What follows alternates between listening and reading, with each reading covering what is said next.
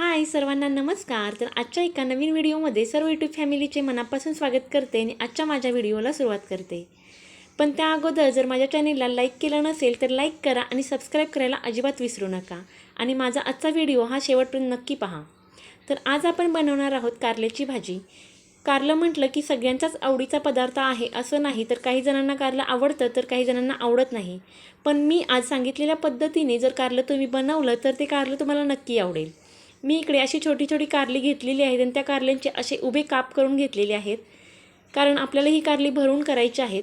काप करून मी ते शिजण्यासाठी ठेवलेले आहेत। त्याच्यामध्ये थोडंसं मीठ टाकलेलं आहे आणि अगदी 5 मिनिटात मी फक्त कारली मऊ होईपर्यंत शिजवून घेणार आहे।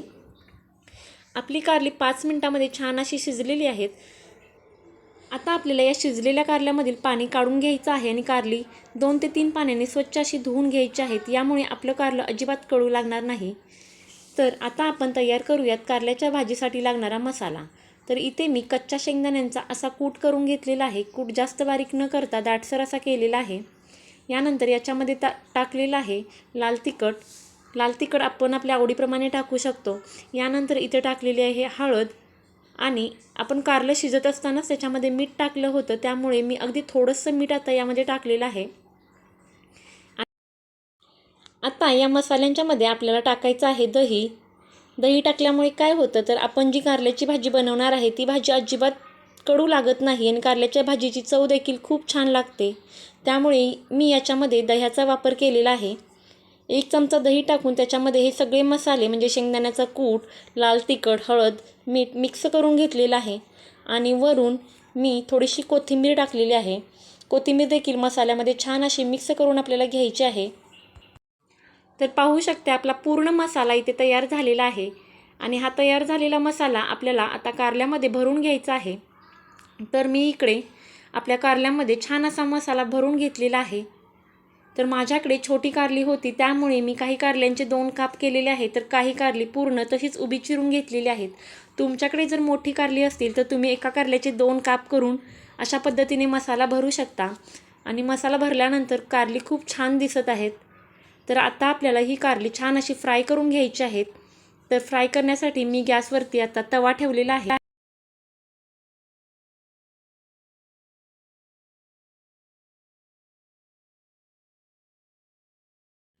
तवा तापल्यानंतर आपल्याला तव्यामध्ये तेल टाकून घ्यायचं आहे। तेल थोडंसं गरम झालं की आपल्याला ते छान असं तव्यामध्ये पसरून घ्यायचं आहे, कारण तव्यामध्ये आपण कारली टाकत असताना ते पसरून टाकायचे आहेत। एका ठिकाणी टाकली तर ती छान अशी फ्राय होणार नाहीत। त्यामुळे मी तव्यातलं तेल असं उलटण्याच्या सहाय्याने पसरून घेतलेलं आहे। त्यामुळे काय होतं तर तेल सगळ्या तव्याला लागतं आणि कारली देखील आपली छान फ्राय होतात। तर आता मी तेलामध्ये कारल्याचे काप टाकून घेत आहे। तेलामध्ये कारल्याचे काप टाकत असताना ते उलट्या बाजूने टाकायचे आहेत, म्हणजे कारल्याची जी हिरवी बाजू असते ती तेलामध्ये टाकायची आहे। यामुळे काय होतं तर कारल्याची हिरवी बाजू छान अशी फ्राय होते आणि ती आपल्याला खाताना अजिबात कडू लागत नाही। तर अशा पद्धतीने मी कारल्याचे सगळे काप तव्यामध्ये टाकून घेत आहे। ते टाकत असताना एका ठिकाणी न टाकता सगळीकडे तव्यामध्ये पसरून टाकायचे आहेत, म्हणजे सगळे काप छान असे एकावेळी फ्राय होतात। अशा पद्धतीने मी सगळे काप तव्यामध्ये टाकून घेतलेले आहेत।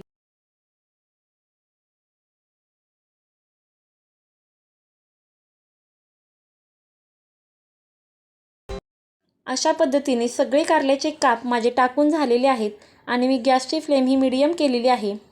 गॅसच्या मीडियम फ्लेमवरती आपल्याला 7 ते 8 मिनिटं कारली अशीच फ्राय होऊ द्यायची आहेत। यामुळे काय होतं तर आतून आपलं कारलं छान असं फ्राय होतं आणि ते अजिबात कडू लागत नाही आणि कारली फ्राय होत असताना ती आपल्याला अधूनमधून हलवायची आहेत, जेणेकरून ती खाली करपली जाणार नाहीत। तर कारली हलवून घ्यायची आहेत, म्हणजेच ती आपल्याला लगेच पलटी करून घ्यायची नाहीत, कारण लगेच जर पलटी केली तर त्याच्यामधला मसाला लगेच पडून जाणार आहे। त्यामुळे ती आपल्याला हलवत असताना फक्त इकडून तिकडे अशी थोडीशी करायची आहेत।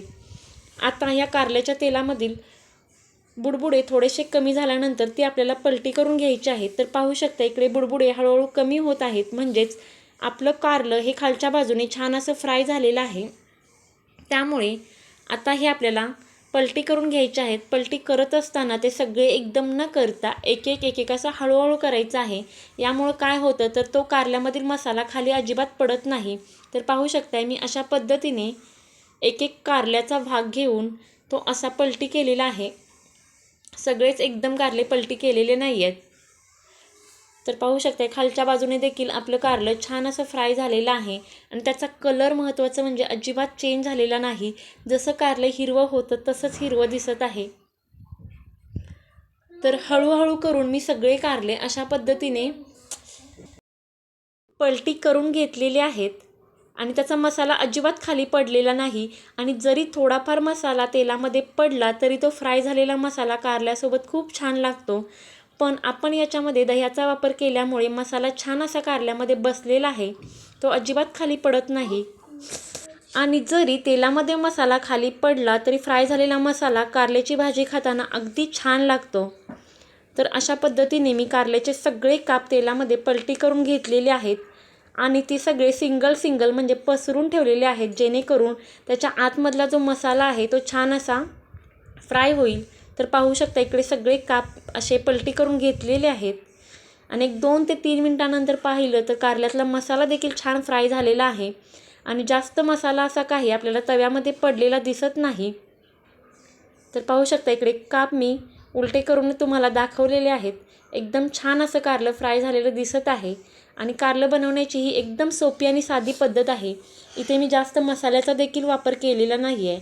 फक्त आपल्याला यामध्ये शेंगदाण्याचा कूट हा थोडा जास्त लागतो. तर पाहू शकता इकडे आपलं कारलं एकदम छान असं दिसत आहे आणि मसाला तर खूपच छान फ्राय झालेला दिसत आहे, जेणेकरून हे कारलं बघता क्षणी तोंडाला पाणी सुटेल असे झालेलं आहे. जर ही कारलं बनवण्याची रेसिपी तुम्हाला आवडली असेल तर तुम्ही नक्की एकदा ट्राय करा. खरोखरच जर तुम्ही कारलं या पद्धतीने बनवलं तर तुम्हाला कारलं नेहमी असंच बनवावंसं वाटेल आणि ही कारल्याची चव अजिबात विसरली जाणार नाही. अशा पद्धतीचं हे कारलं बनतं. तर इकडं कारलं मी एका ताटामध्ये काढून घेतलेलं आहे आणि कारलं खूप छान असं दिसत आहे आणि त्याच्यावरील मसाला देखील अगदी सुंदर दिसत आहे. तर ही कारलं बनवण्याची एकदम सोपी पद्धत आहे. याच्यामध्ये कोणत्याही प्रकारच्या जास्त मसाल्यांचा वापर मी अजिबात केलेला नाही आणि एकदम घरामध्ये अवेलेबल असणाऱ्या साहित्यामध्ये आपल्याला हे कारलं बनवता येतं. कारण आपण रोजच्या त्याच भाज्या खाऊन कंटाळलेला असतो. थोड्याशा वेगळ्या पद्धतीने वेगळी कोणती तरी भाजी बनवली तर आपल्या तोंडाला देखील छान अशी चव येते. त्यामुळे अशा पद्धतीचं कारलं तुम्ही एकदा घरी नक्की बनवून पहा आणि जर का त्याची चव तुम्हाला आवडली तर माझ्या चॅनेलला लाईक करा, शेअर करा आणि सबस्क्राईब करायला विसरू नका.